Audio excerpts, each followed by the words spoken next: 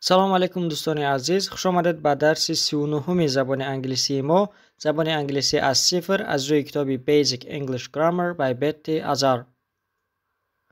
پیش از آغاز درس امروزه اگر به کانال آبونه نشده باشید لطفاً آبونه شوید و نوار لایک گذارید. فکر و عقیده های خود را برای بهتر کردن صفت درس ها در شرح ها نویسید. این نوار را به دوستان و نزدیکانتان روان کنید و برای اولین شده خبردار شدن از درس های نو زنگوله را زیر کنید.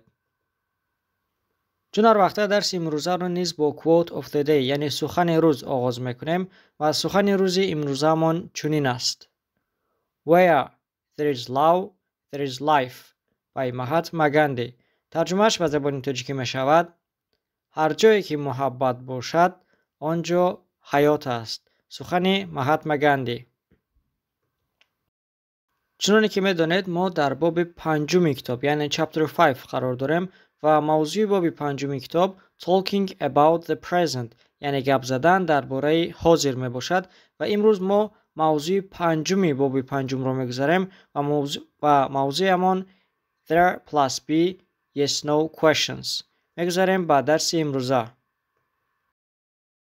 درس 39 خیلی که گفتم موضوع درس امروزه ما there plus be yes no questions. موضوعی که در درس 38 گذاشتیم امروز آن موضوع را شکل سوالیش را میگذاریم. در پایان دو تا مثال آوردیم با شکل تنها Is there any juice in the fridge؟ ترجمهش می شود آیا در یخدان یگان شربت هست؟ در شکل جمع باشد Are there any apples in the tree؟ ترجمهش می شود آیا در آنجا و یا آیا در درخت یگان سیب هست؟ برای موضوع را خوبتر فهمیدن به صفحه بعدی میگذاریم.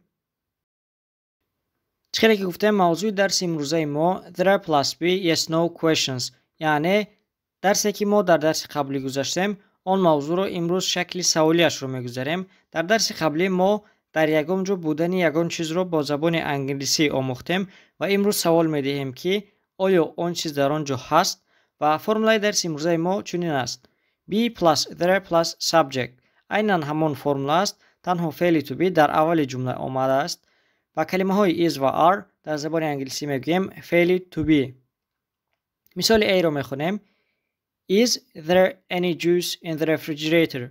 آیا در یخدان یگان نوشابه هست؟ اگر جواب ما بله باشد میگوییم yes there is. بله هست. اگر نه باشد میگوییم no there isn't. مثال B رو میخونیم در شکل جمع: Are there any eggs in the refrigerator؟ آیا در یخدان یگان تا تخم هست؟ اگر جواب بله باشد میگوییم yes there are. اگر نه باشد میگوییم no there aren't. میگذاریم به صفحه دیگر. Exercise 14 مشق 14. این مشق را از روی رسم و کلمه هایی که در روی خط داده شدند اجرا میکنیم و ما باید با شکل is there و یا are there جمله های سوالی ترتیب دهیم و رسم رو دیده با آن جواب بله و یا جواب نه دهیم. مثال یکم: Is there any cheese in the refrigerator؟ چیز می شود پنیر و سوالمان این است که آیا در یخدان یگان پنیر هست؟ خیلی که می بینید در یخدان پنیر هست و ما باید جواب دهیم که بله هست.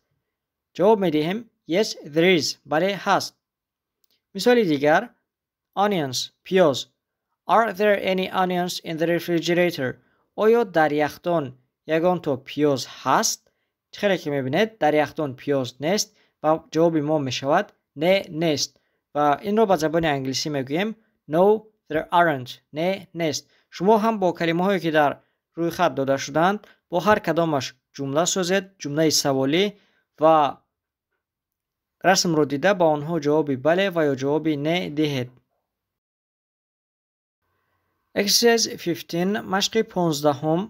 این مشق رو هم مثل مشق 14 اجرا میکنیم. با کلمه هایی که در پایان داده شدند با استفاده از is there و یا are there جمله میسازیم و با آنها جواب میدهیم. اگر اسم ما در شکل تنها باشد is there استفاده میبریم، اگر در شکل جمع باشد are there استفاده میبریم. مثلا کلمه یکم ازو باغ حیوانات و ما باید سوال دهیم که آیا در دوشنبه باغ حیوانات هست؟ سوالمان می شود Is there a zoo in Dushanbe? آیا در دوشنبه باغ حیوانات هست؟ چه خیلی که میدونید در دوشنبه باغ حیوانات هست. از این رو جواب ما می شود Yes there is. بله هست. اگر دراز جواب دادنی باشه میگیم Yes there is a zoo in Dushanbe. بله در دوشنبه یک باغ حیوانات هست. سوالی دیگر چرا R گرفت؟ چون که bookstores کتاب فروشی ها در شکل جمع آمدند. از این رو با R سوال را آغاز میکنیم. Are there any interesting bookstores nearby? Nearby می شود در نزدیکی. آیا در این نزدیکی ها یگان کتاب فروشی های جالب هست؟ و اگر ما ندانیم میگوییم که I don't know. نمیدانم. مثال دیگر A good Chinese restaurant. طربخانه خوبی چینی. اگر از یگان کس پرسیدنی باشیم که آیا در ناحیه شما یگان طربخانه خوبی چینی هست؟ سوالمان چنین می شود Is there a good Chinese restaurant in your district? آیا در ناحیه شما یگان طربخانه خوبی چینی هست؟ اگر باشد بله میگوییم. اگر نباشد میگوییم No there isn't. نه نیست. Some examples. بعضی مثال ها. موضوع امروزه را جای استفاده برایش خیلی وسیع هست. آن را ما میتوانیم برای پرسیدن مکان و یا یگان جای استفاده بریم. میتوانیم برای پرسیدن یگان چیز و یا یگان اشیا استفاده بریم. میتوانیم برای پرسیدن انسان ها و یا دیگر چیزها استفاده بریم. مثال ها را میخونیم. مثال یکم Is there a bathroom nearby? آیا در این نزدیکی یگان حمام هست؟ و یا Is there a toilet nearby? آیا در این نزدیکی یگان حاجتخانه هست؟ مثال دیگر Is there a bus stop close to here? آیا در این نزدیکی یگان ایستگاه اتوبوس هست؟ مثال دیگر Is there a supermarket on this street? آیا در این کوچه یگان سوپرمارکت هست؟ مثال دیگر Are there any restaurants nearby?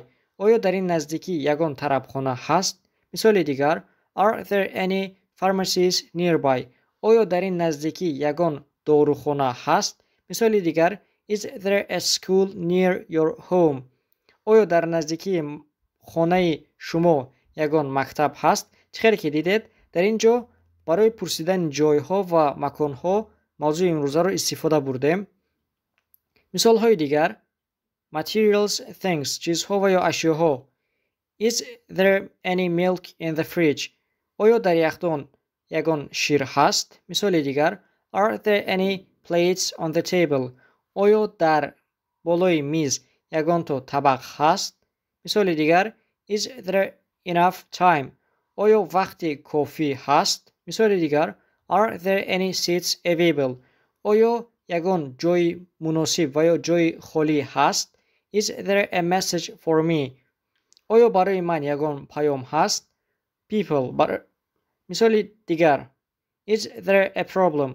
آیا یگان مشکلی است؟ Is there a reason for this delay? آیا برای دیرشوی و یا به تأخیر گذاری یگان سبب است؟ Are there any students in the classroom? آیا در صنف خانه یگان طلبه هست؟ مثال دیگر Are there many people outside? آیا در بیرون مردم زیادند؟